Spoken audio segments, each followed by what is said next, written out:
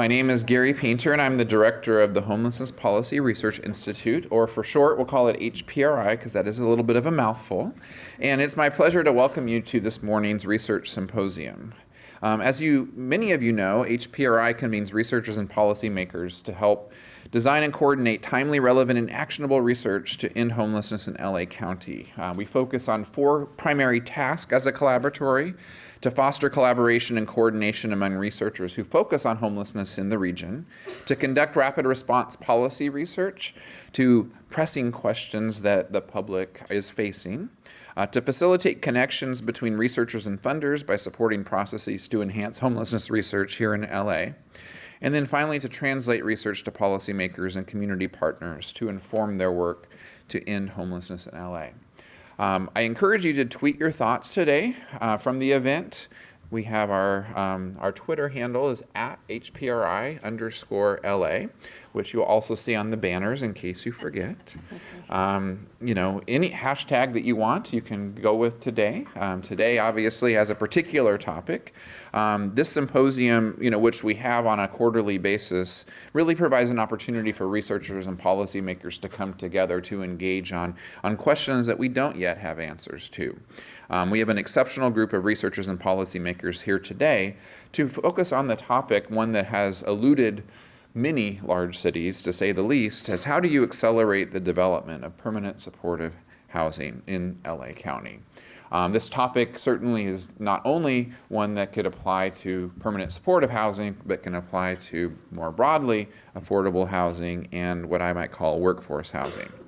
This is really a critical issue for us to discuss. So I was going to tell you a little story, and I'm a professor in the public policy school here, and sometimes we really like public policy to be effective and to work, right? I mean, this is what we're all about. And so the story I'll tell you is of a public policy portfolio of interventions that have worked, perhaps not with all intended consequences. But back in the 1980s, we actually wanted to stop growth in California. We wanted to preserve pristine California. We passed a series of environmental regulations at the state level, and we enacted a variety of planning processes and new zoning kinds of regulations in the late 80s, early 90s, even going back to the late 70s in some cases. And we did accomplish our objective. In 2018 and 2019, the population of California did not grow. Actually, in some places, LA County being one of them, we lost population. Not a lot, and of course there's error bounds around that for the statistics people in the room. So is it exactly loss or not? But that fact should be quite stark for us. In fact, even further, we're here today because we see another outcome of these processes that were put in place to stop growth, and that's the sheer number of people who are experiencing homelessness. So with that backdrop, in some sense, it's good news that policy can work. But it's also bad news that the policy worked in such a way that have left us with some pretty challenging consequences, not only in thinking about the number of people experiencing homelessness, but also in thinking about some of our, especially local governments, who are facing intense pension obligations going forward. And if you imagine a no-growth scenario, those pension obligations are not at all are going to be met, right? So we have some real challenges ahead of us. So in thinking about, as has been written in a lot of different contexts, that there's a significant deficit of units relative to the population in the state, whether it's 500,000, it's 1 million, whatever that right number is, 2 million units, right? Hundreds of thousands everyone agrees to. So how do we address the deficit of housing units? We understand that story of planning processes, environmental regulations, etc., have conspired to restrict supply, and so it's quite clear that we need a portfolio of strategies to overcome these deficits in housing development, especially for our most vulnerable populations. Our panelists today and the conversation today is going to focus on such strategies that are necessary to accelerate permanent supportive housing. In today's presentation, we're first going to hear from Nicole Fiore from Apt Associates, who will present some recent research findings on this topic. We'll then move to a panel discussion with an impressive group of panelists, all of whom are noted in your program. But before we get there, I wanted to quickly welcome Emily Bradley, who's the program officer for the United Way of Greater Los Angeles' Home for Good initiative, to provide some initial additional remarks. Thank you, Emily. Hello, good morning. As Gary mentioned, I'm Emily Bradley. I'm a senior program officer on the Home for Good team at United Way of Greater Los Angeles. And I'm really excited to be here and have this conversation. I think, kind of how we wanted to frame this is really, this has been a big conversation and an ongoing one in Los Angeles that we know is in the press, it's in the public, really calling for how do we build faster, how do we build cheaper, how do we do more? And at the same time, there wasn't necessarily a clear space or a clear direction in how do we do that? We're amplifying our pipeline, we're building and building, but how do we do more? And so the Home for Good Funders Collaborative, which is a collective of about 30 public and private partners who jointly invest in solutions to homelessness, came around the table to have this conversation, to have this incubation space, to really imagine what could be different, how could we really accelerate our supportive housing pipeline. And as a result, we made two major investments. One was in really how do we streamline the process. And so there was an investment made in the mayor's office to stand up an innovation team that could really help avoid barriers to development for particularly the HHH projects, but also all development. How could we learn how to work together better to clear barriers and ensure that projects that are in our pipeline don't get stuck? And on the other side of it, how do we get creative? How do we spur innovation in a field that is just struggling to keep up already? We've been investing for years in the capacity of our nonprofit supportive housing developers, but realizing that we weren't doing enough to help them get to the next level. And so we made an investment in a $5 million creative housing opportunity that really put out the call. How do we build faster? How do we build cheaper without sacrificing quality? And how do we do this in a way where we're learning about what works and what can be scaled and replicated so that we can do this over and over and over again, knowing that we have a long way to go to build up our pipeline to meet our actual need.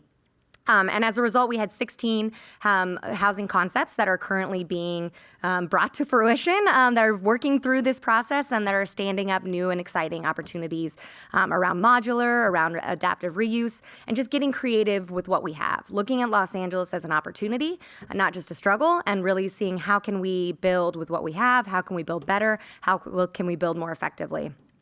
But what we also know is that there's also kind of differing opinions on what works. And so we also wanted to introduce research into this conversation, that it's not just about kind of having a housing development be built, and that is a win. Those are wins, absolutely. But how do we know that we're successful in building a model that could be replicated and that actually is better, faster, more cost-effective? And so we were really excited to partner with HPRI to see how we can bring in research into this conversation to evaluate these projects, to evaluate the streamlining team, and see what is working so that we can continue to invest in it, continue to grow it, so that we can continue to accelerate our supportive housing pipeline. So I'm excited for you to hear from these folks today and to continue to partner in accelerating the supportive housing pipeline in Los Angeles. Thanks.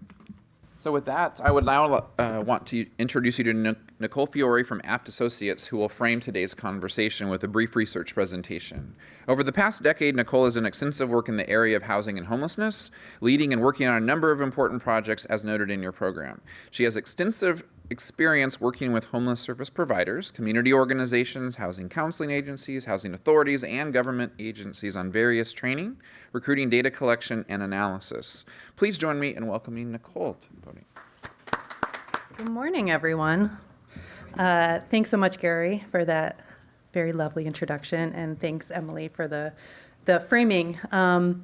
So since 2011, Apt has partnered with the Conrad and Hilton Foundation, evaluating their chronic homelessness initiative. Through that evaluation, we look at permanent supportive housing and how it is getting developed in the community and scaling up to meet the need. Additionally, in the summer of 2018, the California Community Foundation asked us to do an evaluation looking at how the development process for PSH is changing in the community, and what are some of the community strategies for the rapid growth and acceleration of permanent supportive housing.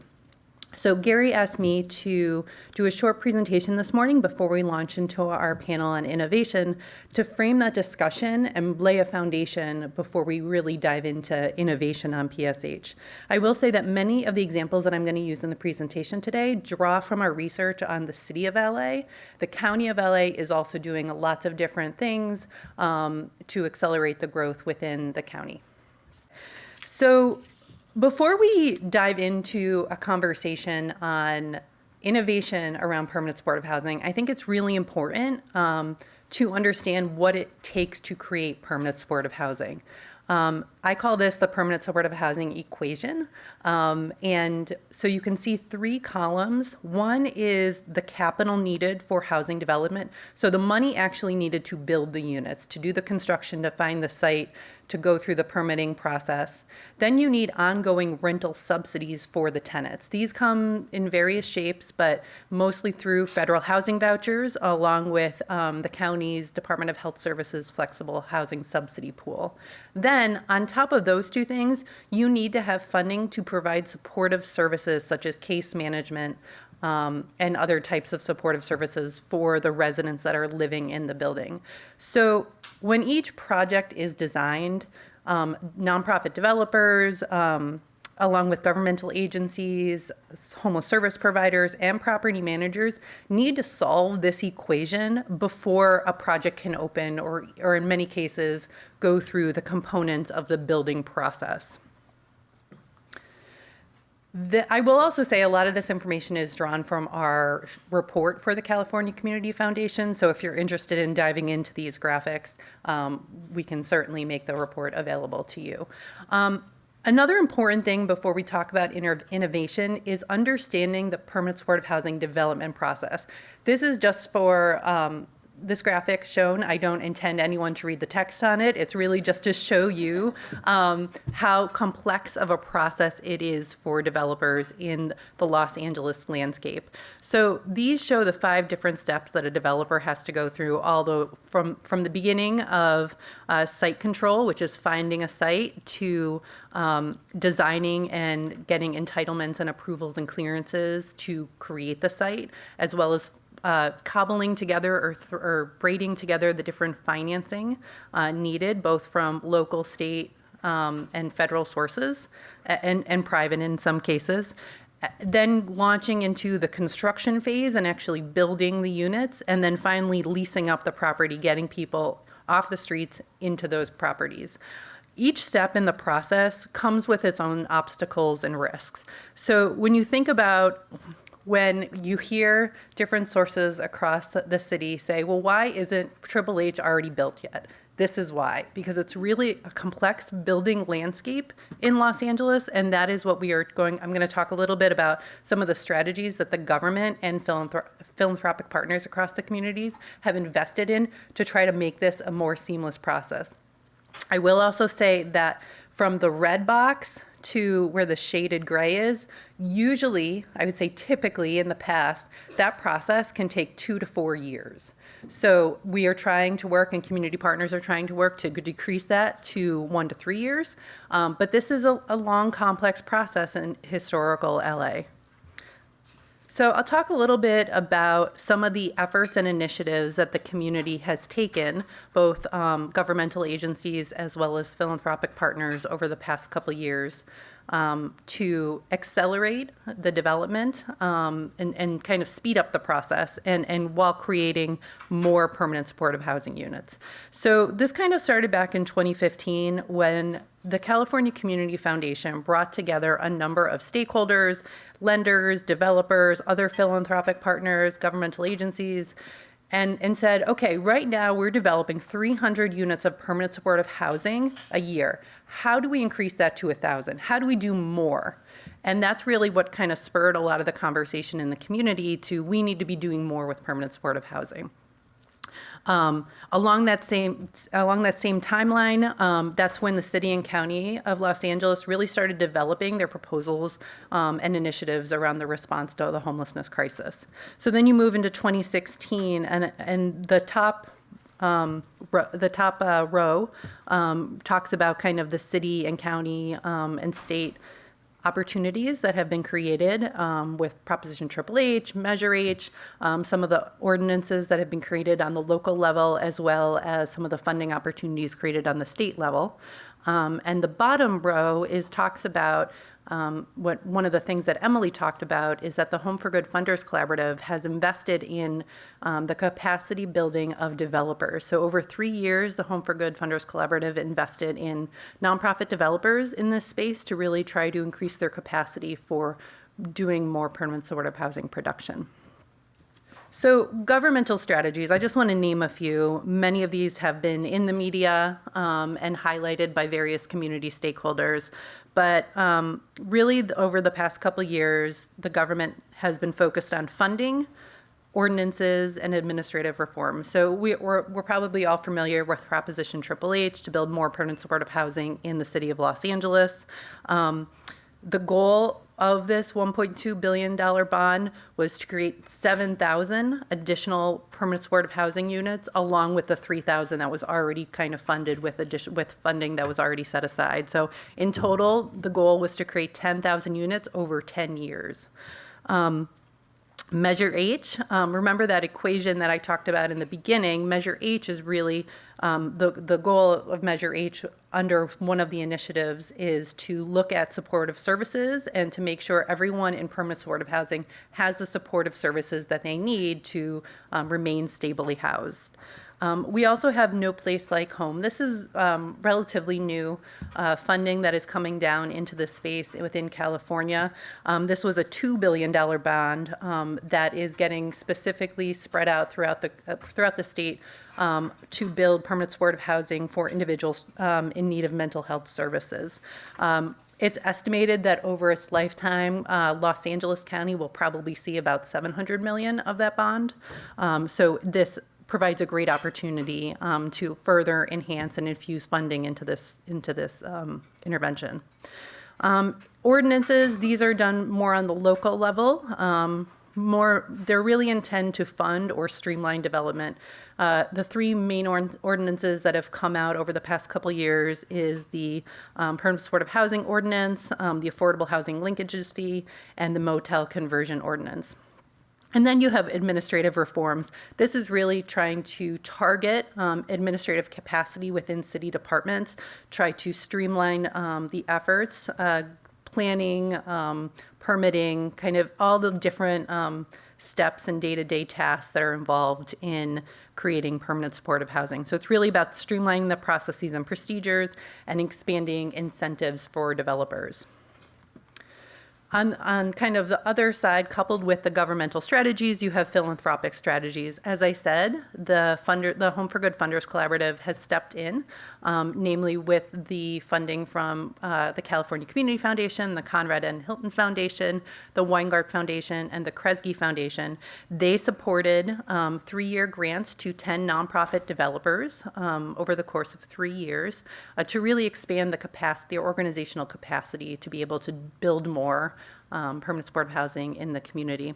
As well, a number of stakeholders convene developers, and developers have convened in hopes of really kind of spurring conversation, really kind of talk about the obstacles that they face, troubleshooting those obstacles, provide peer-to-peer support and peer-to-peer mentoring by really getting together and really talking about the landscape of development in Los Angeles. As well, there are organizations such as the Corporation for Supportive Housing and the Local Initiative Support Corporation, also known as LISC, who provide trainings at staff for nonprofit developers and other entities to really kind of, again, support the capacity in this area. So for the California Community Foundation evaluation that we did last year, we did a large number of interviews with governmental agencies, nonprofit developers, and other community organizations that support this work. And they really identified 4 types of obstacles that they've experienced over the past couple years when it comes to development of permanent supportive housing. And so I'm just going to go through these very briefly, but one is organizational capacity. For the developers, they really identified finding mid-level staff to be able, who was kind of already trained, who already knew the development process, and then keeping them at the organization after a year.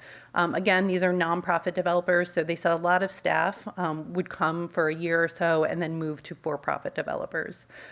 So they have kind of that drain on their staffing capacity. Within the city departments really identified just finding themselves challenged by the volume of applications, funding, permitting approval that were coming into these departments as a result of these Proposition HHH and all the other funding measures that were coming down. So at the staff departments, it was actually like the number of people that were on staff to be able to process these applications. Then one thing that I know you all have probably heard about is just general community opposition.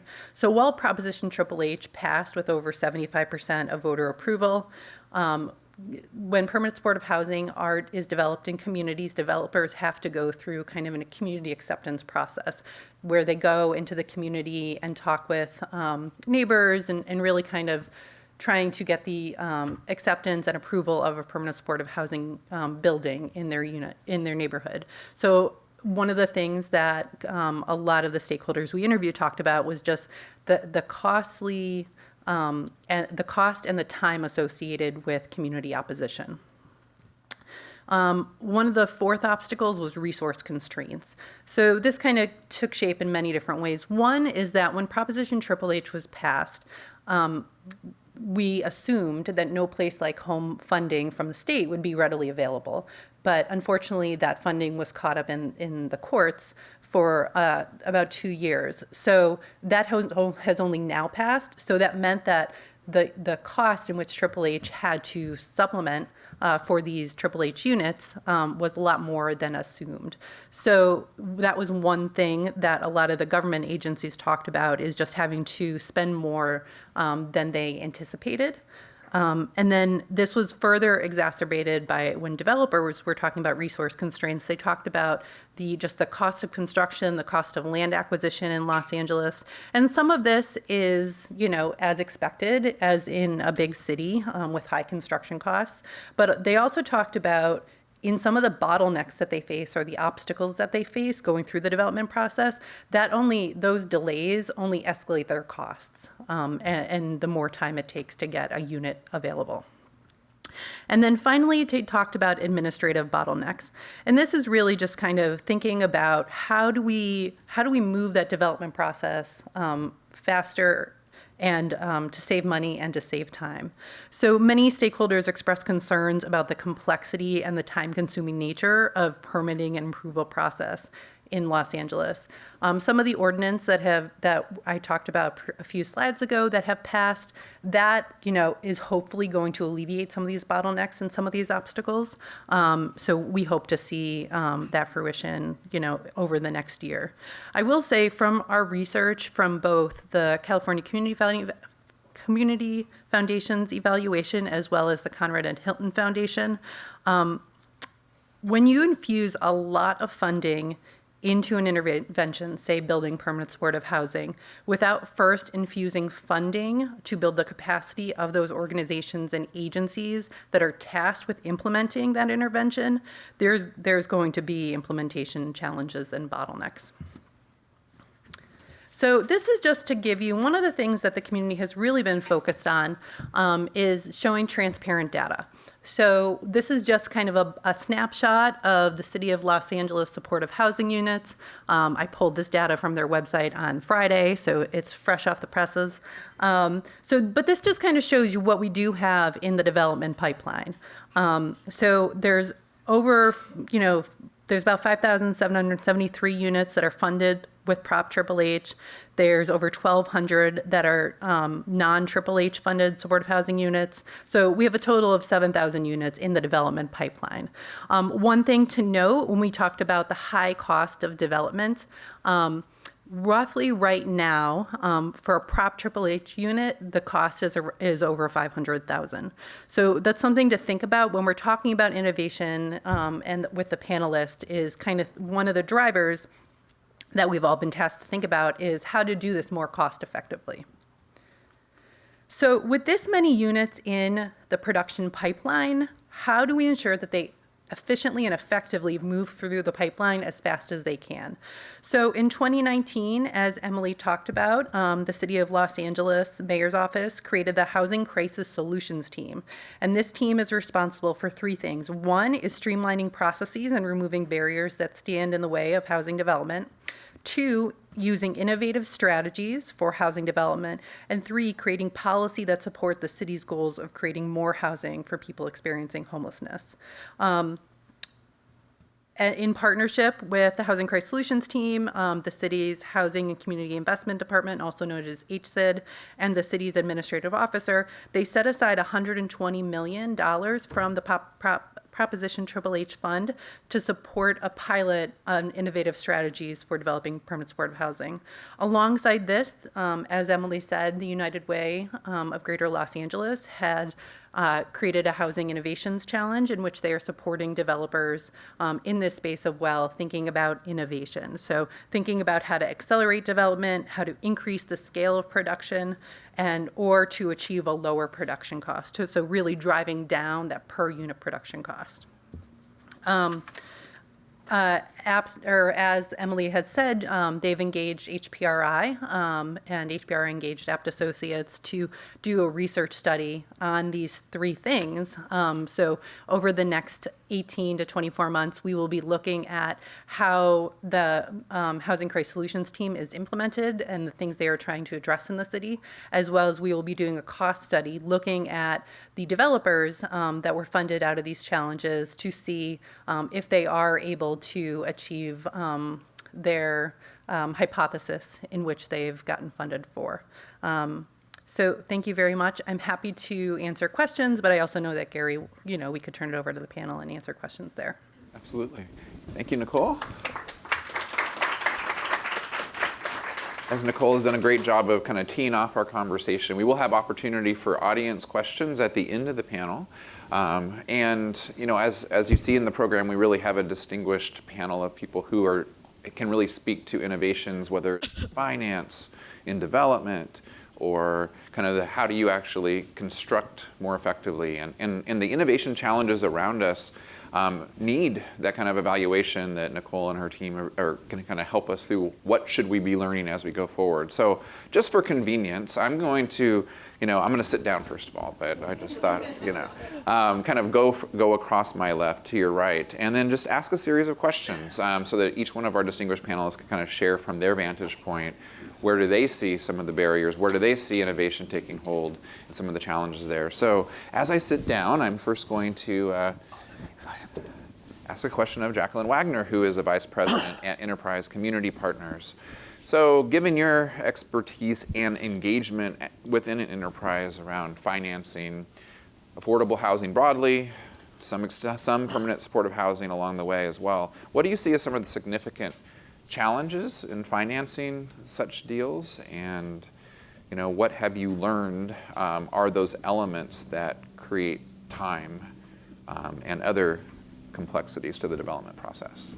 Okay, thanks. I want to frame a little bit, but I would say that we're all drinking from a water hose, like a fire hose at this point, because really if we had the housing that people could afford, we wouldn't be investing this level of money in permanent supportive housing. And we got here over, a very long period of time. And what we're dealing with is we're building the infrastructure while we're within the systems and within the developers while we're still trying to build the housing. So no one talked about, we passed these measures, but we didn't build the infrastructure for people to get equipped to actually move the money, move the resources, improve the entitlements, and all of those things. So that was happening all at the same time while we were picking up the pace. And I think that you and Nicole really touched on a lot of the barriers, but some of the things that I see is that we first of all, we have to get upstream on housing and really build some housing, workforce housing, all to very, very low income housing. But we need to produce and preserve at a faster pace. And so I really appreciate the stuff that the United Way is doing and with the city and county on innovation. But some of the things that are areas, and I know Robin can attest to this, is that all of this funding, like most permanent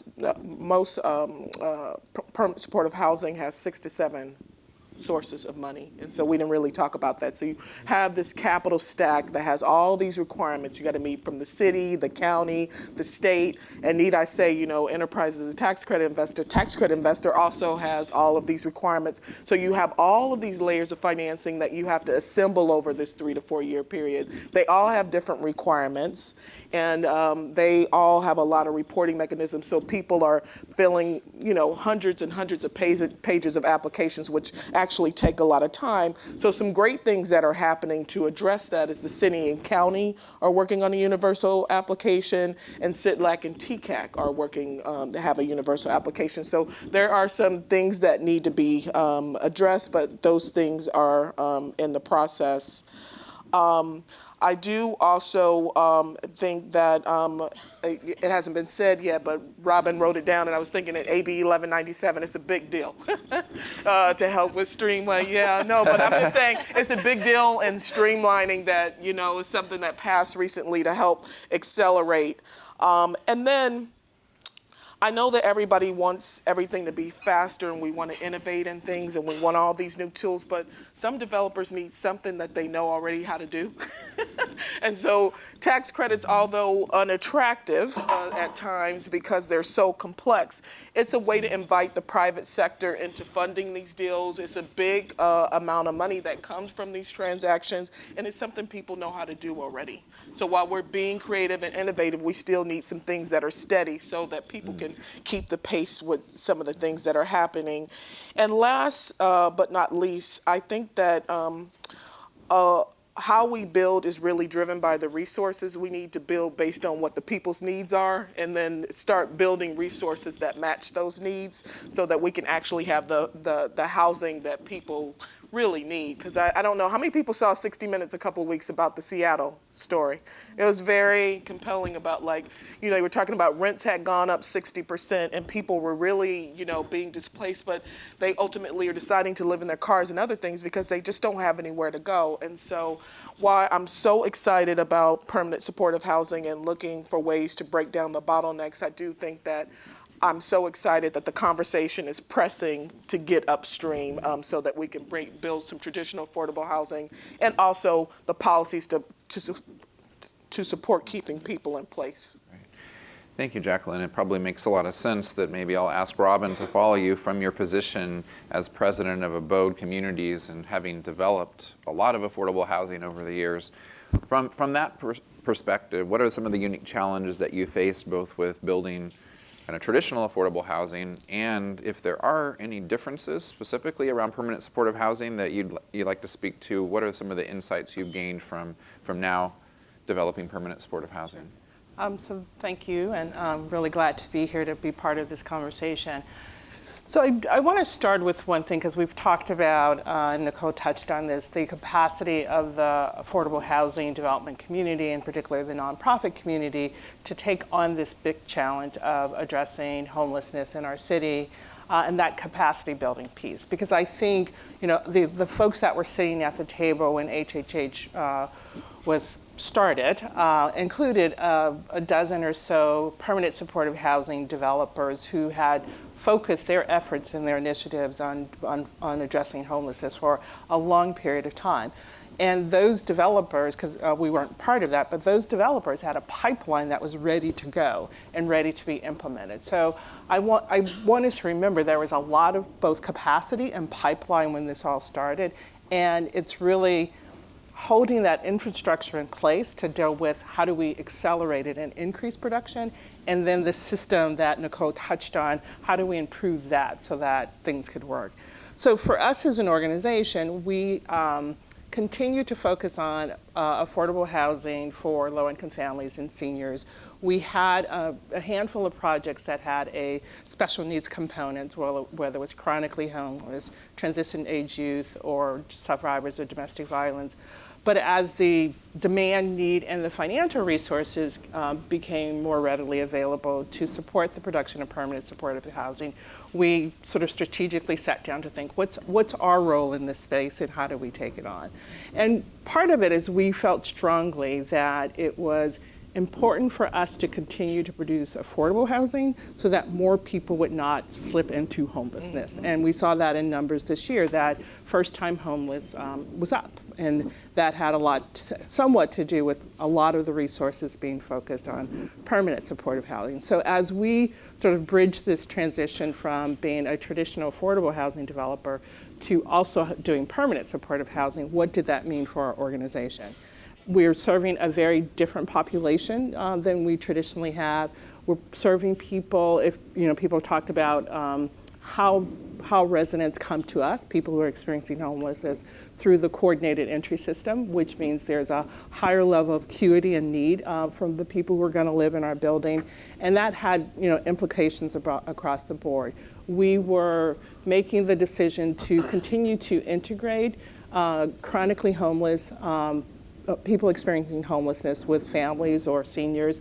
And so what did that mean to integrate those two populations in our buildings? So last year, as we were working on a strategic plan, we thought, what are the implications about developing, owning, and operating permanent supportive housing across our organization? So we're developers, architects, property management company, and resident services. So pretty significant impact on everything we do, from the development programming and design of our projects to the business development, how we go out and find a site, to how we underwrite a project. Definitely on property management and resident services, but we also thought about communication, both internally and externally, and what it meant to our organization, and definitely a different set of risk and compliance. So we came up with these 30 key factors to success. 30. Yes. I'm going to say them all today. I won't cover all of them today. But it's really, if we're going to do this work, how do we do it well? How do we best serve the community? How do we best serve the people that we're working with? And what does it mean for our organization? So I won't touch on all 30, but it ranged from, what's our development program and design of a building that's going to be permanent supportive housing? How does it look? How do we accommodate the services, the case management services that are going to be on site? What needs to be physically different about our development that's different from our traditional affordable housing? Underwriting was a big one. Nicole touched on the fact that not only do you need capital subsidy, you need operating subsidies, and you need subsidies for program.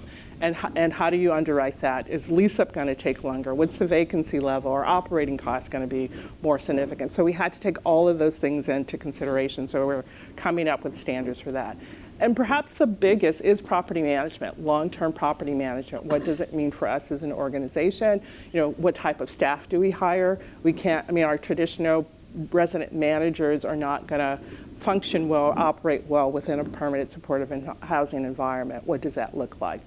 We also made a decision to, instead of expanding our resident services program, to integrate or to partner with existing service providers. So what does it mean to integrate our traditional resident services program with the more case management supportive housing? What does it look like for our staff, their staff? How do we integrate? How do we make the relationship with our tenants feel seamless as opposed to dealing with two different organizations? So there were the whole host. So we have about 11 projects in our pipeline right now. About half of them have some permanent supportive housing component. We're just leasing up our first project in Lancaster. So we're trying to set in place this infrastructure and standards so that we can successfully do this. I do want to touch on very briefly, we were one of the winners of the Mayor's Housing Challenge with Mercy Housing and LA Family Housing, and very excited about that. So for us, it was an opportunity for us to accelerate the production of more permanent supportive housing in an innovative way. And we're partnering with Factory OS, which is really great. And for that, we sort of looked at what things can we do to help speed up the construction of permanent supportive housing and reduce cost. And it's been a really great collaboration. And the things that we're focusing on is our coming up with a prototype with prefab housing so that all three of our organizations will use the same studio apartment. We're going to just take it off the shelf and expand it across 6 projects throughout the city. And we're committed to do 300 units. We're all going to use the same design, prefab. What's also innovative, sort of the challenge that Nicole talked about in terms of financing and the financing stack that Jacqueline spoke about, is that we're really trying to limit our financing to one competitive financing source. And we are also working very closely in our site selection, where we're identifying sites. We're limiting ourselves to no residential parking.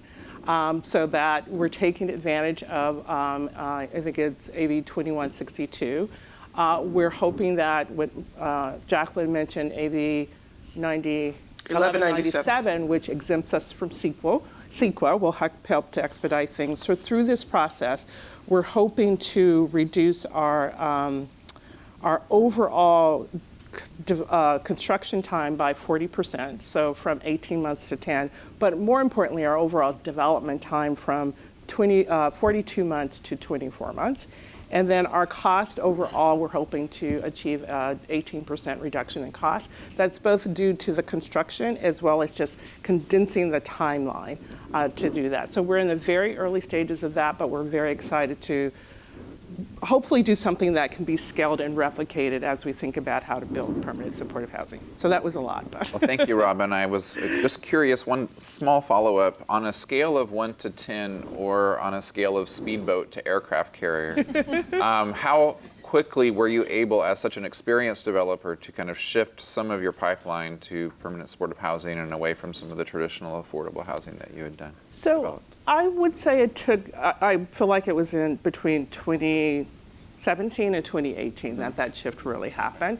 And part of it was driven by financing gaps, quite frankly. But part of it was very conscious decisions for the organization. And I think we're still shifting. There's still work to be done. Yeah. Thanks, Robin.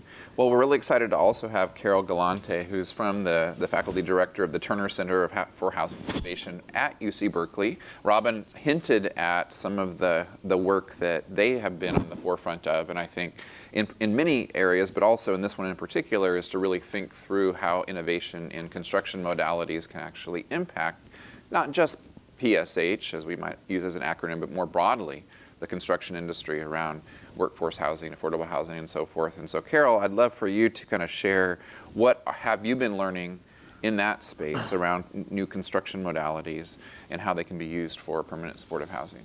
Great. It's great to be here. And I would just say, listening to those who have spoken before me, I just have to take a step back and say, I know you get some criticism, Los Angeles does, in the press from our president and other places for not doing enough. But, to listen to all of the work that's been done to try to get a handle on what is obviously a growing problem. Back to Jacqueline's point about, we have to start upstream in a lot better way as a society. You should feel very proud of the work that everybody in this room has been doing so far, and the thoughtfulness with your thinking about how to continue to make improvements.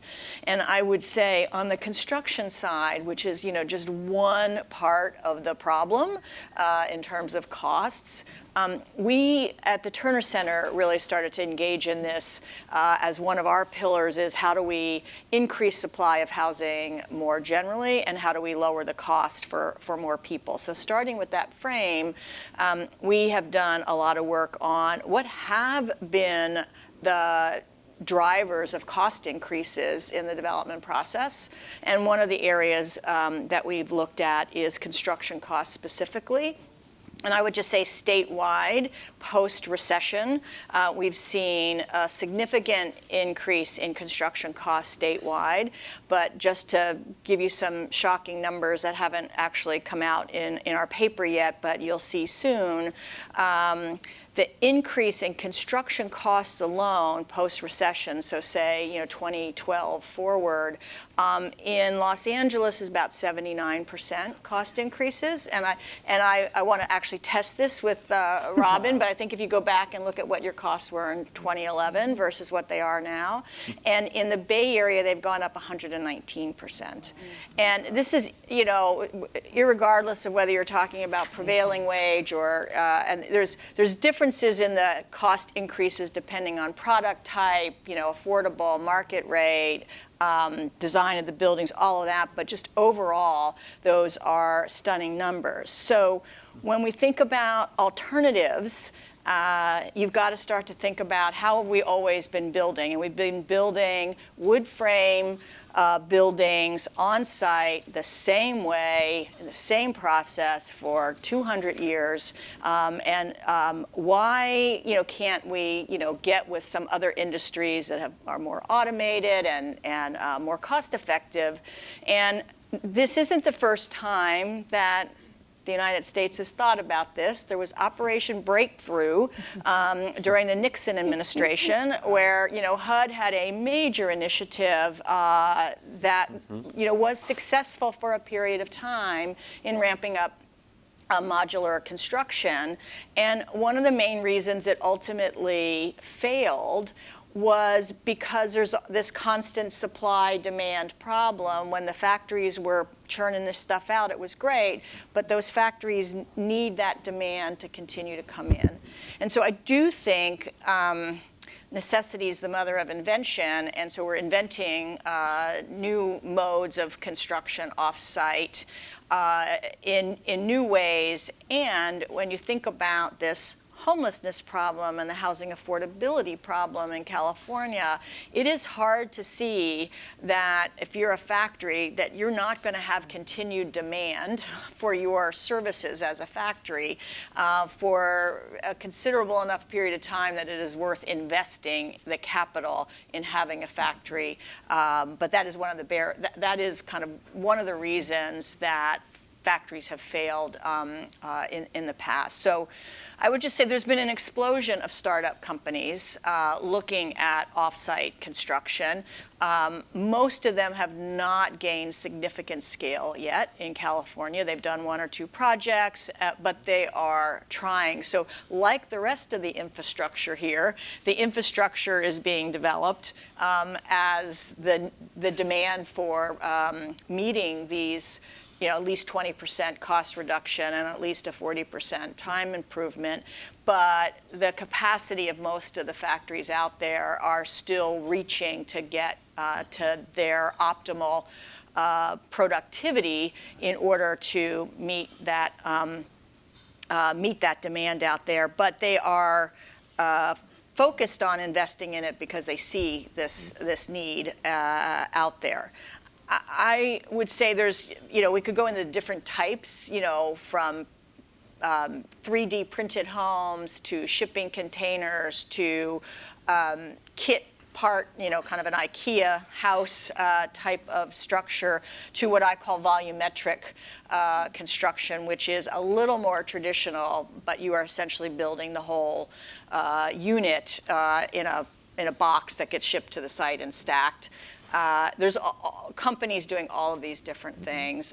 I am most familiar with and have spent the most amount of time in the volumetric world, and full disclosure, I'm on the advisory board of Factory OS, which is a factory in Northern California that is doing this work. I would say, I think from the permanent supportive housing and from affordable housing in general, the ecosystem in which Robin and Jacqueline's clients work make it one step more difficult for them to access factory production compared to a market rate developer. And the reason for that is market rate developer, well, any developer who wants to access a factory, unlike traditional on-site construction and on-site construction lending, you need a very large deposit up front to the factory, so the factory can go order all those materials, right, that are then going to shoot through that line in a matter of days. Construction lenders aren't accustomed to paying the construction loan in a huge lump sum like that and taking the risk to put all of that with a factory. Frankly, almost all of these factories out there that don't have a deep track record of actually starting and finishing projects. So when you look at Nicole's chart up there of the risk points, this is a risk point for Robin to say, I'm going to jump into this.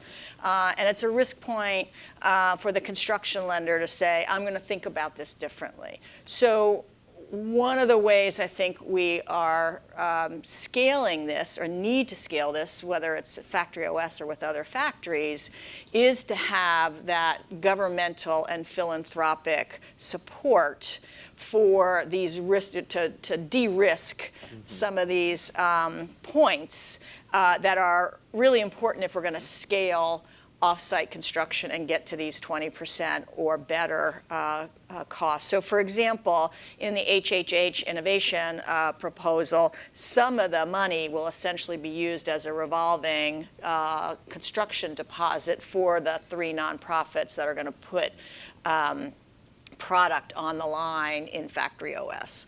So that's one place where I think, you know, we will be able to get there. I have a lot of confidence, but there's going to need to be support in changing of the systems.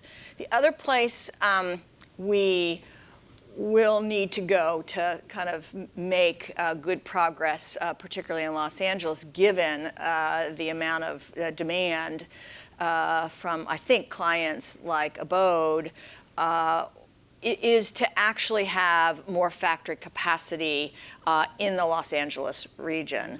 And we are actually doing a study right now or about to start a study to actually look at, you know, how many factories are there, how close to the area are they, does it make sense to you know, have more capacity closer, because we can ship stuff down from the Bay Area to Los Angeles, but 2 things. We're using Bay Area construction wage numbers in the Bay Area, and frankly, the construction wage is lower in Southern California, so why not, you know, take advantage of that when you're building in Southern California, both for the on-site and for the off-site. So more capacity, I think, is necessary. And then I would say there's a lot more I could say on this, but I think the other thing is feeling as a factory industry secure in that pipeline is going to be able to keep coming. And I'll just go back to, I think, something Jacqueline said and maybe Nicole said, where I see the limitation is in the ongoing operating support for these products, and that is sometimes what stops a developer from fully engaging and being able to move that project forward, is knowing that they have the ongoing rent subsidy and service money. And unless that problem gets solved, then the pipeline is going to continue to be lumpy. And that means it's going to be difficult to scale the capacity both on the developer side and on the factory side, regardless of what kind of, which one of these types of construction innovations you're using. You know, you need to have that ongoing pipeline. So I would say that's one thing that I think would be a game changer if that were more certain. And last thing I'll say is I am not a fan of eating up all our voucher capacity for this purpose, because we will eat it all up. And there's a limited number of vouchers that, unless the federal government radically changes, that our area is going to be able to access. And so you need another source of that ongoing subsidy. Thank you very much, Carol. And maybe since some people are probably still in shock over the numbers that you threw Yes. out there, one possible follow-up before we move to Ben, in the analysis that you did, were you able to decompose these numbers in terms of what sometimes are called the hard costs, which might be wages, construction materials, et cetera, and then the soft costs, which have to do with how long is it going to take to keep capital idle, and different kinds of fees and permitting and inspections and so forth? Yeah, so we could decompose, deconstruct some of this. I would say wages have gone up, materials have gone up, but not nearly the amount that total costs have gone up. So that's a fact, and I think construction wages are maybe up 4 or 5%, on an annual basis. It's not what is killing these cost structures. So when you get deeper than that, it's hard to really deconstruct. But I would say the hypothesis here is that there is a lack of labor. So post-recession, a lot of people who were in the construction trades either moved or ended up in different kinds of work. We also have kind of a boom. The baby boom generation in construction is retiring and young people aren't going into it. So you have a lack of labor and you have a limited number of contractors and subcontractors. And so one of the big things I see is that there's got to be increased profit and overhead going to these subcontractors and contractors to cushion against their labor shortages as they commit to do projects. So that's one thing. And then the other thing that we've seen more from interviews with the people who gave us their data is the cost of compliance of new building codes. And actually just the cost of compliance in general of all the rules and regulations. I have less information on kind of the development timeframe. Oh, that's fine. Well, thank you, Carol. And now, Ben, who's after his time at HUD on the East Coast, journeyed out to Los Angeles and immediately got involved in the mayor's office, and then ultimately, most recently, he was the head of the Housing Crisis Solutions team, and now he's the senior program officer at the California Community Foundation. So you've had multiple places where you've been knee-deep in seeing firsthand some of the challenges that you face as a city in terms of moving things through the pipeline. And now you've had an opportunity in your new role, only briefly, to kind of reflect on these things in new and strategic ways. What might you kind of point us to kind of think about what are those bottlenecks in the housing development ecosystem that you'd like to highlight, and where are those kind of touch points where you think that progress can happen? Sure. Thank you, and thank you for inviting me. I feel so privileged to be up here with so much history and capacity with my fellow speakers. But so let's see, the bottlenecks. We've talked a lot about the bottlenecks, and there are many. There are you said you have 30 points for success. There's probably 30 points of bottlenecking in the housing development process. But I think the three biggest ones that have jumped out to me over the years, especially at the city, number one is really around funding and the lack of funding to develop. Two is about the entitlement process to get projects to the building permit stage. And three, we've had a lot of challenges on just for the public sector to remove its blinders and think differently. And now that I've had some time to reflect in the world of philanthropy, I realized philanthropy really is at every step of the way next to the public sector and the private sector, trying to remove those bottlenecks and trying to institute systemic change to make progress. And so when it comes to the funding side, for instance, the biggest barrier there was just, in 2016, we have completely lost a majority of our capital dollars for affordable housing, right? With the dissolution of the CRA, we lost $50 million a year. Even during the Obama years, the Congress had cut our block grants by more than half to keep our rental assistance programs afloat during the times of sequestration. And so in many respects, Triple H was really just backfilling for everything that we've lost. So we didn't actually move the needle, we just backfilled from this massive chasm that we were in terms of funding. But the role of philanthropy on that was, it's not like the mayor and the city council said, let's just do it, let's put it on the ballot. I mean, the role of philanthropy was out there pulling together the private sector, community groups to champion the initiative, and to ultimately help implement it in effective ways. So another thing about the bottlenecks on funding are just, we've talked about the multiple stacks of layering that you have to go through. The beauty of Triple H was, the city was able to kind of give, for the first time, upfront funding commitments to developers. That was something very different. Usually whenever we have a new affordable housing financing measure, every public agency wants to be the last dollar in so they can put the least amount of money in and get the most amount of leverage so they can say they produced the most amount of units. But because of the help with philanthropy and bringing together supportive housing developers, the city was like, okay, you know what, we have to do this differently.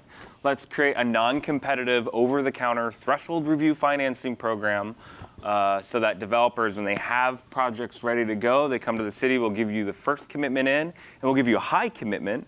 I think, we went up to $220,000 per door for Triple H commitment because No Place Like Home was not available.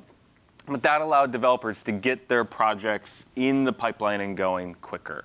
So that's like the availability of cash, and then just able to kind of give upfront commitments, I think, is important to remove those barriers. Entitlement process, we talked a lot about that. I won't belabor that, but the biggest, I think, success that we had was when we passed the permanent supportive housing ordinance. Philanthropy, again, was every step of the way behind the scenes to develop that ordinance, to kind of put together the group of supportive housing developers that championed Triple H in the first place, and kind of worked with the Department of City Planning to determine, okay, what are the biggest rocks in the river that we need to remove to make projects get their entitlements and go quicker. And so those are things like, let's remove that site plan review threshold up from 50 units to 100 units, or even to 200 units in regional centers, so that we don't have to trigger discretionary review, which then triggers CEQA. Things like, okay, let's not count community space in our FAR so that we can actually, because supportive housing developers need more space inside of their development to provide services. Okay, let's remove parking, things like that.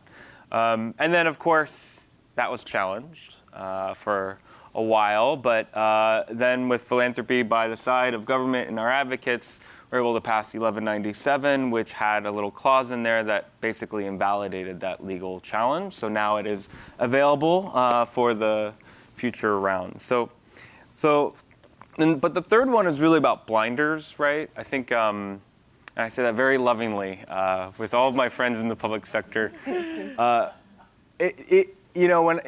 we're back there in the public sector, we look at the models that work. And our goal is to scale those up, right?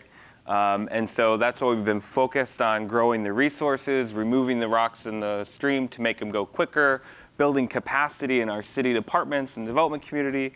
But, while we're so focused on that, on building the model up that we know works, it doesn't leave a lot of space and room for the public sector to try to create a whole nother box to think about a different way to finance affordable housing. And so with the help of philanthropy, United Way is in the room, CCF, Hilton, a whole bunch of other folks. See Hilton's in the room. They kind of supported the Housing Crisis Solutions team, which was really not just about troubleshooting projects and getting them through the door quicker. It was about how do we create this innovative RFP, request for proposals, that cities never do. So instead of telling to the developers, bring to us your innovative projects, we said, bring to us your innovative ideas. Tell us how you want to be funded. Tell us how you want the program to work in order to make this new way to finance affordable housing work for you. And so just kind of by taking a step back, having a different team that's not, has never really run an RFP before, they're kind of thinking about it in a different way, kind of put out a challenge with real money behind it. Kind of brought forward all these new ideas like, okay, well, one of the reasons why we're not using prefab is because we have all this risk on the construction side. So, this team brought forward the idea with this revolving construction loan. Another team's like, well, one of the reasons why soft costs are so high is because LIHTC has a lot of soft costs. So let's just get rid of LIHTC and try to focus on smaller infill development sites like bungalow courts, 10 to 20 unit developments that LIHTC doesn't work with, and frankly, none of our pre-development acquisition loan funds work with either. So just give us a commitment of $10 million, and we'll use that commitment to secure our own private financing to acquire sites, and then we can build a very simplified capital stack without LIHTC.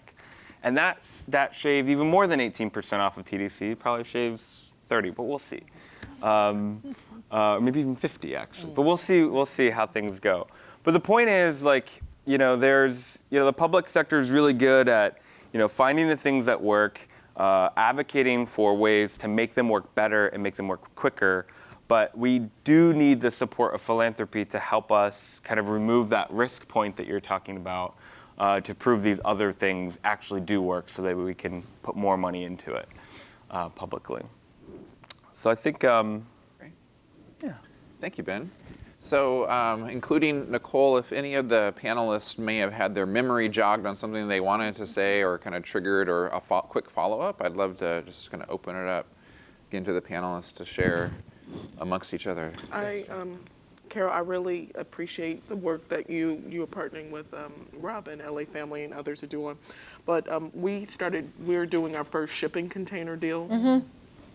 And learning that while you can pick up the pace in construction, the entitlement process and all the things, there's still other barriers that actually slow down the time. So while you can stack up, get the containers on site, but getting that ultimate certificate of occupancy and all of those things, that we have to also build up the system in tandem so that it can review and approve these things a little bit faster.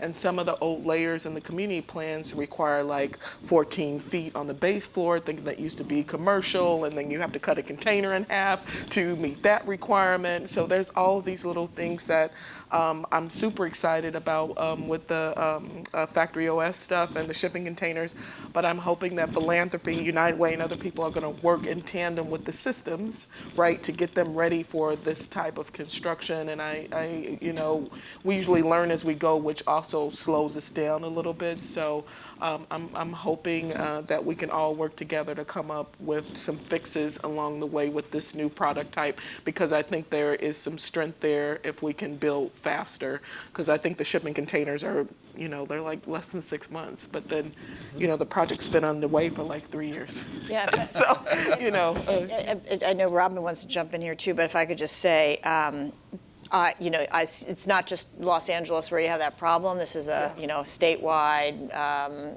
issue, and there's the local building codes versus the state certification of at least certain product types qualify for that. But again, risk point with whether your local inspector is going to try to come in and say, I want jurisdiction over this. Well, I'm sorry, you're preempted by the state of California here, so. You can't go to the factory. Again, you can go to the factory, you can inspect it, but on the approval of the plans, what's contained inside that shipping container or contained inside that box is under the authority of the state of California. Right. And what you're doing on site is under the authority of the local jurisdiction. They do need to connect, yes. Right? So there is an interstitial space here that becomes a gray area of where one authority starts and another authority ends, and ensuring that you have your local planning and building officials, for lack of a better term, in line yes. with this approach is a major public sector administrative issue that needs to be solved if we're going to scale right. these kinds of construction. Yeah, so I would definitely agree with everything Carol just said. So in our proposal, we said probably one of the most important part of being able to accelerate the construction process and the entitlement and permitting process is this collaboration or getting building and safety planning and AIDSID because of ADA issues online. And that's a role that we're really looking to the mayor's housing crisis solution team to be part of that. And sort of, as Kara says, like what happens in the factory, that's within the authority of the state versus what happens locally and when can, building and safety inspect. But it's a really critical part of, and a risk point of getting these projects constructed quickly. Yeah, and I'm so excited to hear that that's a part of it, because that's the one thing that, as we were ramping up all of these resources, is the systems weren't moving at the same pace as the strategies, and so running in tandem is so important as we start to innovate around these different housing types. So, I will say, it seems like the focus of many both elected officials and the heads of government agencies has been on the funding and kind of the upfront of the process. And I mean, as it should be, right? We needed to, as Ben has said, backfill for the funding that we lost. But now that we have secured funding and No Place Like Home is going to get, dispersed across the state, I think now is the time for those local champions to really put that effort into that development process from kind of like, finding sites all the way to opening the units. I will say also that, the complexities of the development process is, well, really complex. It's an onion though, right? I mean, it's not, we can't say like, oh, government should focus on streamlining. Done. We should do it within a year. It is an onion that sometimes you can't work on the core problems unless you've dealt with these other issues. So I can only speak for the city's work, but their work on development reform started so long ago, like way back in like 2014, 2013, when we established, simple things, simple administrative things like let's get priority processing for affordable housing in the DBS. Let's get a dedicated team in planning that only focuses on affordable housing entitlements. Let's get these basic, ordinances out the door that remove some regulatory barriers. So once you start to like get rid of some of those outer peel onions, you get down to like the really tricky ones, like the ADA issue and AIDSID, right? But that's just like sitting there, like ready to get to it. But you just have to get to it over time. Right. So Emily said something in her opening remarks talking about, doing all of these innovations in these different spaces, financing, construction, building, et cetera, but keeping quality where it needs to be, making sure that you're actually providing that stable housing that clients need. How have, to your knowledge, or even in your own work, how have you engaged clients, people with lived experience, people experiencing homelessness, or other organizations to help inform the kind of work or the kind of new planning processes or other things that we're looking at here today? well, I would say at Enterprise, a lot of the work that we have been doing is preservation of permanent supportive housing and these really older permanent supportive housing units that need to be redesigned, updated, so that we can provide services for those clients that have higher acuity need. And a couple of the permanent supportive housing providers, instead of just, designing business as usual and just working with the architect, they started working with property management, on-site management, those that actually live in the buildings, to begin to design the units to actually meet their needs. And I know Skid Row Housing Trust and a Community of Friends are two major players that have been doing that, and we've been helping them think ahead, like, if it's ADA compliance, to be able to think about like how the wheelchair moves through the units, or if it's client services, tailoring the common space and even how the cabinet sits, where the bathroom sits, all of those things. So I'm thinking the permanent supportive housing partners are really doing a lot of great work in that space, and we've facilitated exchange between them so other providers can begin to do the same. So for us as an organization, I think our architects do a really great job of learning from experience. And I think working, in addition to designing for our own portfolio, we also design for other nonprofit organizations, including permanent supportive housing developers. So we have the opportunity to work with them up front in the design of their building, but also important is to go back and do sort of post-occupancy review of projects to see, what worked and what didn't work in the design process. We also bring our service partner to the table, our property management company, our resident services team, to look at development program, but it's also getting down to the very detailed things like materials and finishes and things like that, sort of what's going to be more durable, what's going to be sort of designed in a way that is appropriate for the population we're serving. So we do a lot of learning from across the disciplines within the organization, but also look at our service partners in our buildings. Thank you. I'm wondering if Carol, if there's been any kind of user groups regarding kind of some of the new construction modalities and the look and feel that residents experience in some of these, using these new materials. Because I think that is something, of importance is, these new materials may be more, cost effective or make easier and save time, but ultimately, if the tenant's experience is affected or, that type of thing. Yeah, we haven't done that, and I would just say I'm not sure there's enough out there to really have deep kind of experiential learnings yet. I would say on the volumetric side, they're no different than, they're the same materials, the same structures, and so I think that's what we have more of to judge at this point. And I would say, though, to the quality question, different than the experience of what the unit is like to live in and what the property is like.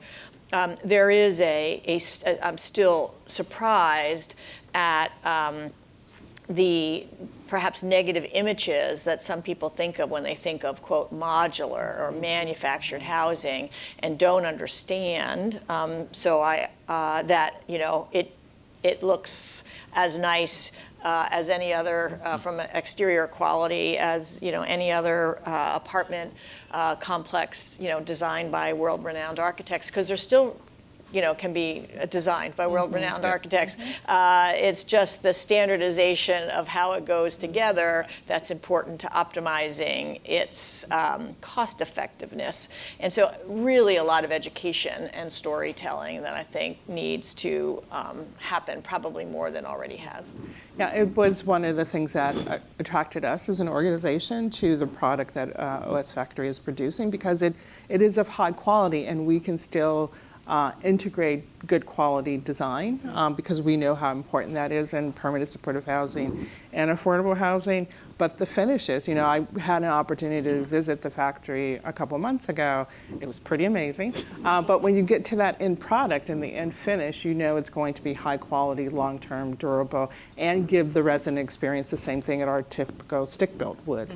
So it's, I think, because for me, it's like when you think about modular housing, you think about maybe in mobile homes or something like that. So I do think we have to begin to tell a different story about what this will look like and what the resident experience will be ultimately.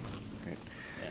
Well, I do have one more question before I turn it over to the audience. I'll begin thinking of yours. And this is not something that I had teed up before, but I noticed that two panelists have said, you couldn't believe, but AB 1197 was a game changer. Now, if I gave a poll in terms of this particular room, like how many of you knew what 1197 was before you walked in the room? There are quite a few, but not all. But if I asked you, have you heard of SB 50? There may be even more hands that go up. So I'm curious if you were to ask the state to consider a bill, what might it be? And you don't have to have an answer. You can think about it and come back later. But what do you think would be impactful to move things forward in the work that either you do or work that you know that is in the ecosystem that needs to be done?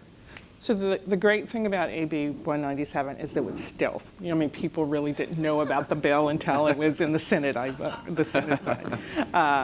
So I would say expanding that to be countywide, statewide, whatever it might be, and expanding it to just affordable housing. I mean, it's So what AB 1197 did, amongst other things, it was exempt projects funded by HHH from CEQA. And so we're already getting, for the most part, categorical exemptions for our housing.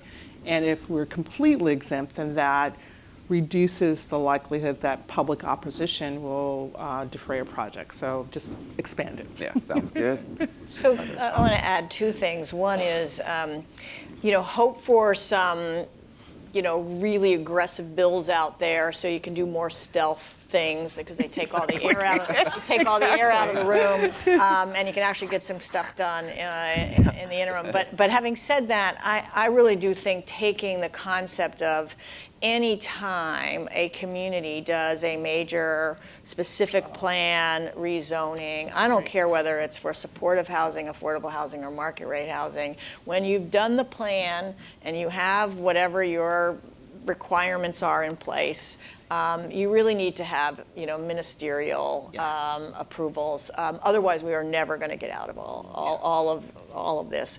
The other thing that I would really like to see the state do that is not on the zoning and development side, but is on the financing side, is to actually mandate that the state do a full review of all the sources of money that come into affordable housing, from affordable housing communities that's controlled over here, to the stuff that's controlled at Cal HFA, to the stuff that's controlled by tax credits, CIDLAC and HCD, and really come up with not just a streamlined application process, but a streamlined requirement process, so that you really do have more of a one-stop shop. Right now, it is so Byzantine and problematic. And I think some of those things can't be changed given the bond measures that were passed or the authority from which those programs come.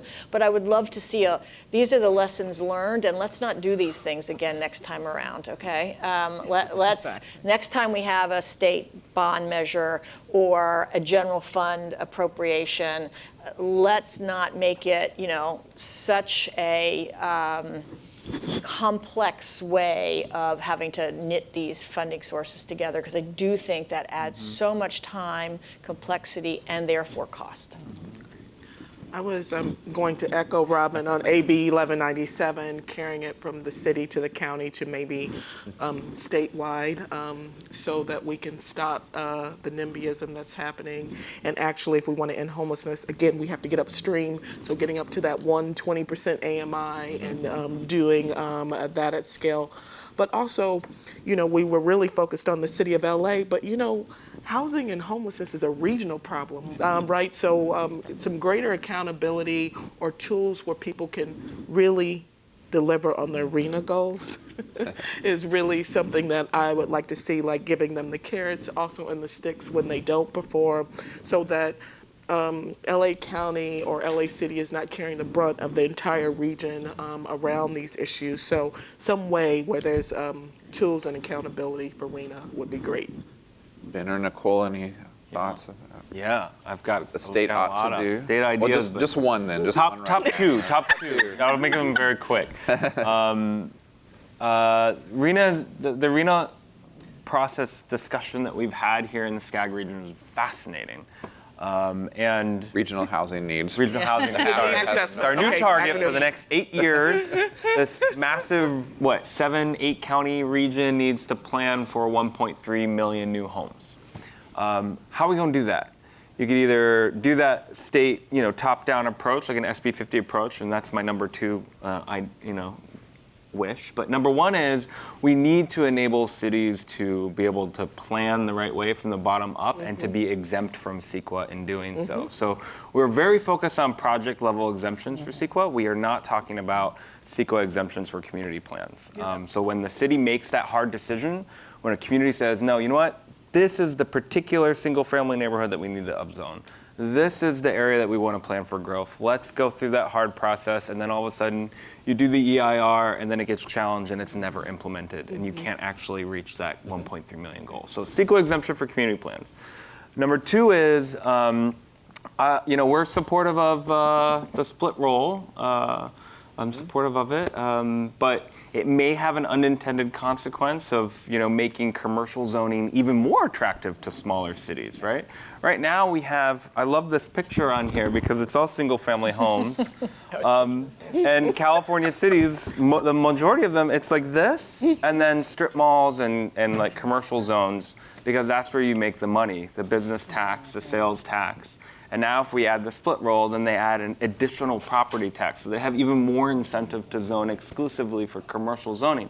So perhaps the state can intervene and mandate that mixed-use zoning should be involved in every or most kinds of commercial zones, so that it forces cities to not be exclusionary, not just with single-family homes, but with commercial zoning. These are all great concrete proposals. Anything else, Nicole? Yeah, so kind of piggybacking on what Jacqueline had said very early on is that we need to be thinking upstream, but we need to be thinking about the housing market collectively. It's not just about multi-development properties or single family.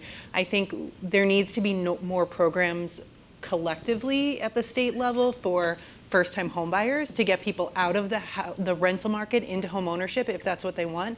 And then we also need to be thinking about older adults who are stuck in home ownership who maybe want to go into a different type of property to free up that single-family home. So I think just collectively we need to be thinking kind of across the spectrum of housing in California. Can I say one last thing, Gary? Of course. So, no one really thought what would happen after Prop JJJ with TOC and going vertical around all the major corridors and the transit nodes. I'd like to double down on that because that was, as to Ben's point, it was risen from the community groups and activists. Like, could we carry that to scale and use our boulevards a little bit different and stair climb into these single family communities or back to the boulevard? So that is what I think is also a good strategy. Well, thank you. So I know we have a lot of expertise in the room and questions, and there will be mics going around, so please introduce yourself and then ask your question. I think I got the mic first. You got the mic, Molly. Molly Reisman with Supervisor Kuehl's office. I just wanted to say something quickly and then ask a quick question. I'll be stepping out early because the county is about to unveil a map in, I think, about 45 minutes. An interactive map showing all of our interim housing in PSH that's currently existing and in the pipeline in the county. And one of the things you'll see is the city of LA has been doing great work, amazing pipeline. And our other cities are far, far behind. Exactly. So we really have to think about the regional solutions and not just what the high capacity, motivated, progressive city of LA can do. A lot of issues there and a lot of fixes needed. But my question is really for Carol about labor shortages. And if there's anything at the local level you've seen that we can do to address the labor shortage issue, because it's incredibly frustrating. We have tons of people who need jobs. These are good paying jobs. We really want to get people into them. And I'm really interested at the local level what we can do to address that issue. So the one thought that I have, I do think at state level and other levels, more vocational training and standards in education, community college training, all of that. But I'll just go back to the off-site construction. I mean, the experience that I see in volumetric construction is you can take what I would call a non-traditional workforce, more women. You don't have to be lifting things that's ergonomically appropriate inside a factory. So that controlled environment inside a factory and the way housing gets produced inside a factory enables you to take less skilled workers and train them and supervise them in a variety of trades inside the factory setting. Now, look, it's probably taken longer than Factory OS would have wanted to get its workforce up to the level of productivity that is necessary, but you do have access to a whole universe of people who were not in the construction trades. We have people who were waitresses that are now, doubled their income and now have full benefits and a pension, because Factory OS is a union operated factory. I think the offsite construction does enable kind of a new kind of workforce that doesn't take as long to train in individual trades in order to be successful. I will also say I just learned of this program last week, and I can't remember what state it was, so I'll forward you the link, but they're actually having construction partners partnering with the criminal justice system. So when people are exiting the criminal justice system, they go right into workforce training. So I think there's some interesting models out there that we can, look at to employ in LA County. Dan Scott with Bridge Housing. So it wasn't my question, but I'll comment with our project in Watts at Jordan Downs. So with our work, we had a 30% local hire requirement. But through the efforts of the work source centers with the City of LA, the Housing Authority in Jordan Downs, career expansion, a number of different groups to kind of help prepare folks to work, we hit almost 70% local hire. Yeah. So the part about that is that going in, people said people in Watts didn't want to work. But we proved that kind of the largest percentage of the folks were folks in Jordan Downs and in Watts. We also had a youth build component and a City of LA component as a 1, 2, 3, 4 tier. But it was a lot of work. It's not what we as developers do, but that was our commitment to the project. And the beautiful part about Jordan Downs is that it's kind of 13 phases. So we've got room to improve all along the way. So our partner, the Michaels organization, their numbers are up. Prime Store, our retail partner, their numbers are up. But it's because this group comes together once a month to deal with local hire. What are the funding sources you use to fund the local hire component? Because I don't think that's a unique development and it doesn't exist for the majority of our pipeline. Bridge funded it. Right. And so it's required on us by the Housing Authority, but there was no money for that. But because of our work with the work source centers, they had funding through the city to provide some slots for apprenticeship programs. And career expansion had funding through other sources for their regular training. We basically brought all these folks together to work together, but then also had to work with them and the city so that they kind of get credit for their programs. So within Watts, we had several different programs, but they didn't necessarily work together, but getting them to work together and also getting them to kind of meet their personal business goals helped. But it helped them, so it kind of helped them from being a referral type business to a placement and retention program. And then Bridge, we brought in another program that we paid for that worked with what we call kind of post-employment. So it was like, let's just say kind of a mediator between folks who haven't worked, who were now working, and construction foremen.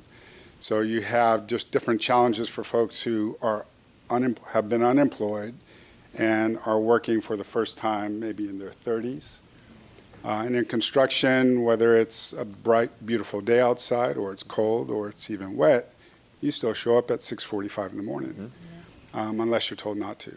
And then, if you live in Jordan Downs, you happen to be working at the site, and you take a break, your break is 15 minutes. It's not longer. And so we had a lot of different things that we had to do to kind of help folks stay employed. And, we've had great success. I don't have the numbers with me, but I know some folks were making $135,000. Our average on the supplier side, we hit over 10% of the job for local businesses. So of a $30 million project, we're just a little over $10 million in terms of Section 3 businesses, which was great. So that was that. So back to my question. Yes. So I'm very curious, Carol, on your study, because we're a nonprofit. We are very much like Robin. We use our internal property management group. We have our social service folks, and we're looking at ways to kind of reduce construction costs. So I know Factory OS very well. We're also looking at a prescient model, which is the metal framing components, offsite component part. But when I look at, if I take Nicole's number of a little average over $500,000 and looking at some of my for-profit folks looking at our numbers, they're amazed at how expensive we are and how cheap they are. So I'm kind of curious, in your study, did you kind of compare affordable housing development versus market rate, and did you see the escalation the same? Because we used to, in LA, used to talk about how expensive stuff was in San Francisco, but now we're right there with them.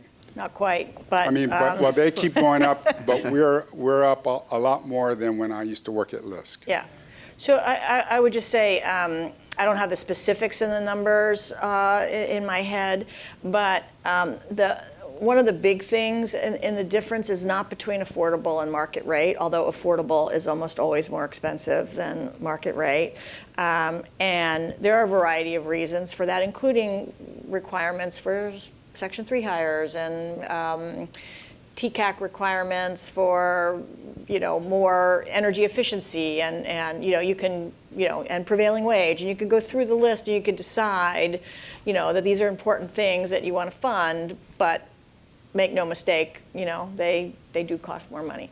But in the other thing that we see is if you are your own general contractor, the projects tend to be less expensive. So it's really more of a for-profit, nonprofit, even within the affordable housing community. If you are your own general contractor and that you're vertically integrated as a development company, it tends to be a little less expensive. And I would say, I don't want to be critical here, but I do think the for-profits do tend to control their design costs and their construction costs in a more rigorous way than some of the nonprofits do. That's what the data tells me. Okay. Next question. Right here. Thank you. So talking about the funding stacks, and funding is a big issue, what about the role of private investors for like a social investment? So I invested in the first Flyaway Homes project and very happy with the return and things like that. And I know from talking to people that there are investors out there that would be willing to put in funding.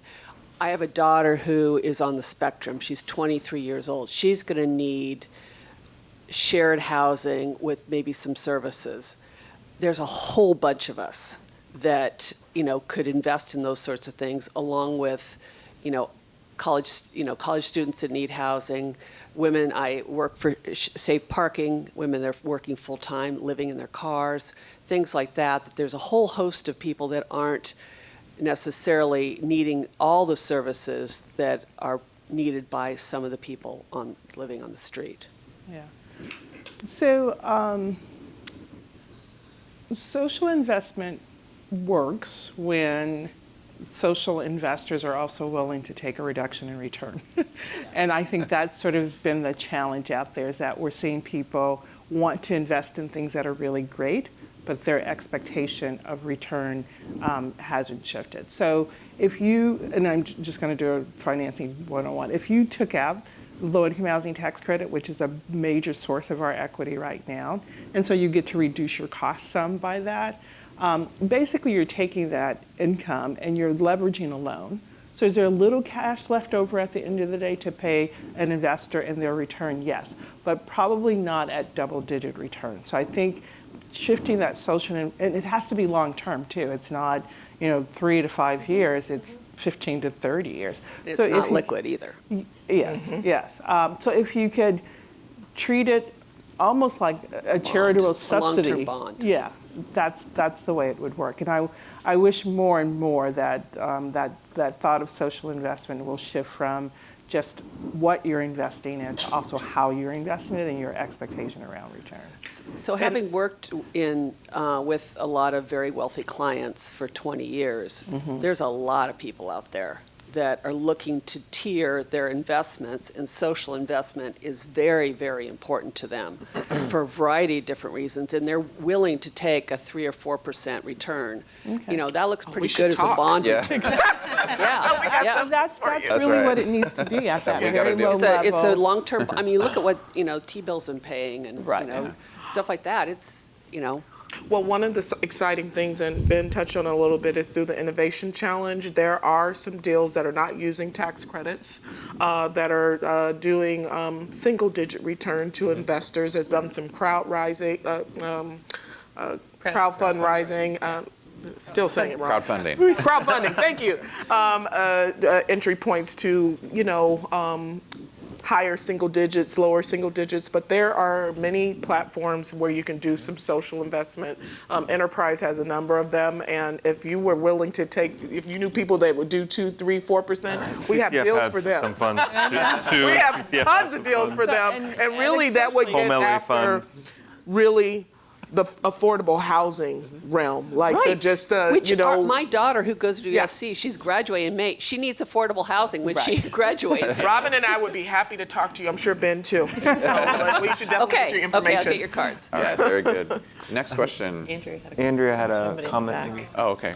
Not just investing in the projects themselves, but the opportunities to invest in things like pre-development lending, which are revolving funds. And some of the foundations, so the Hilton Foundation generally takes the 0% top loss on those so that investors can take the 2%, the 5% parts of the capital stack. So I don't know, Jacqueline, if you want to talk a little bit about that as well. There's a number of funds that have been done with the city and county, and with the credit enhancement from foundations and public agencies, there's a way for the risk to be absorbed by those public agencies, and so that investor has a little bit of coverage. So there's those entry points too, and we're actually leveraging like city money 6 to 1 in some cases. We definitely figured that. We've figured out how to crack that nut. And we have got a lot of funds for that. But I think what you're talking about, I don't think we've figured that out, is how to get social investment into the longer term capital stack. And that's something, usually people will kind of bring that in on the equity side, perhaps, in some one-off cases for individual projects. But we really haven't. I think that the Triple H challenge is testing some of that, but it's in its infancy. That needs to be looked at more. Great. I think right here. Hi, Becky Lee with LA Care Health Plan. A quick question around SRO housing. Just wondering, in terms of that kind of housing model, in terms of that formula that you all presented, are there any special considerations that are different when it comes to SRO housing, and whether it's construction or the ongoing subsidies and services, what does that look like, and other kind of considerations when it comes to that? Maybe you could speak more broadly to shared housing models as well. So we have two very traditional SRO buildings. They're both historic buildings with the traditional Y room, and then shared bathrooms and shared kitchens.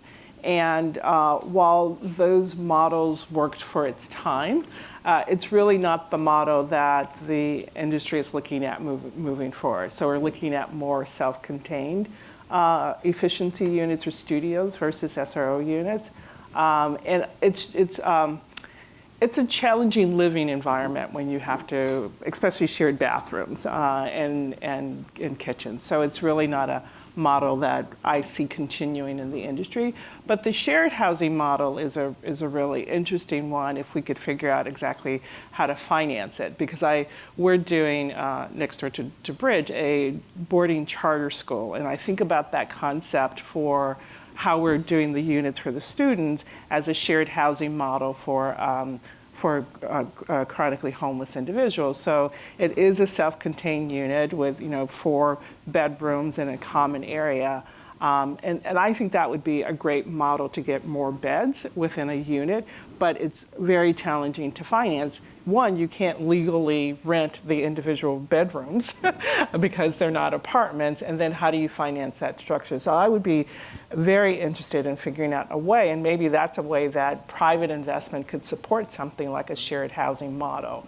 And probably not, it's a 20 unit, 30 unit project, not a 75 or 100 unit project. So I would just say that I'm working with a for-profit company in Atlanta whose sole purpose is to do shared housing for low-wage workers. So taking the Star City model and the Common and Ollie, there's a whole bunch of these for the millennials in downtown areas, but they're actually trying to kind of take the SRO, but in single-family homes or in smaller units. They do run into the same thing that Robin just said, which is, the challenge of renting these individual rooms versus having more of a lodging kind of construct where people don't have the same tenancy rights, long-term tenancy rights, because in a shared situation, that becomes a really difficult challenge. So I do think there is a place, if we want to see more of that, particularly for the low-wage population, not necessarily deep supportive housing, but just low-wage workers. I do think, communities need to think about how to allow for that in, say, single-family zones and small multifamily buildings in a way that protects the rights of these individuals living there, not to be, easily ousted, but to create a legal structure that allows it under certain circumstances, and kind of come up with a new regulatory framework. It's like everything else, it doesn't fit in one of the existing boxes, and we need to create a box that it fits in. So not to belabor the SRO question, but we also have to remember that everybody who gets housed in a supportive housing development or whatever development we're working on, they have a choice, right? And so when you have an SRO building, you can't force people like, okay, we've got this unit available, you have to go there. No, people always have a choice, and so we've seen that when people do have a choice in SROs, they normally choose their own unit or something like that. So the vacancies are much higher, and you're not actually getting that much bang for your buck because you're just not getting that kind of operating revenue that you need to maintain the building. And then decades of not enough operating just means you have a development that is kind of gone in disarray. So yeah, and it's also about finding the right population that works for. I mean, at the end of the day, it doesn't work for everyone, but for some populations, it might work. It might work for them. Yeah. So we have time for one more question here, or two. I don't know. We have two ready to go, so we'll make them quick. Thank you. I'm Amy Turk with Downtown Women's Center. Yesterday, we met with a funder who is as concerned about housing as they are environmental concerns. Mm-hmm. And I was saying, we're looking forward to these new regulations, how they'll make building easier, blah, blah. I ran out of talking points to convince her that the CEQA, lack of regulations would, meet them. So what could be some talking points to make sure that folks that are concerned about the environment, which we are too, are fine with these new regulations? Sorry. go ahead. Okay. It's really easy. One of the biggest carbon footprints that humans have is they're traveling to work and back home. And so if we can, relieve CEQA pressures for more dense infill development close to transit and close to job centers, that has the environmental impact that we're all looking for, the positive environmental impact. So. All right, well, the last question. So it may be a question, but it may not be. I heard a comments on AB 1197. My name is Sofia Herrera with Urban Initiatives, by the way. But has anybody heard about the state legislation AB 2162 that now allows permanent supportive housing by right? So if you wanted to comment on that, please. So as we looked at our housing innovation model, that was another piece that we took in consideration was both the streamlining as well as the parking reductions that are available within that legislation. So it is a really important piece of legislation in getting housing done quickly. So, yeah. Go ahead. And less costly. And less costly. But I will say this is also an example of where the city of LA is leading, not to just, keep talking about, city of LA and giving them pats on the back, but the city's permanent supportive housing ordinance was, the ordinance that proved success, that could be successful. And it was a good model that ultimately the Bay Area representatives decided to take that statewide. So it was the foundation of AB 2162. There's some copy and pastes going on too in some of the bills. Well, with that, please join me in thanking the panelists for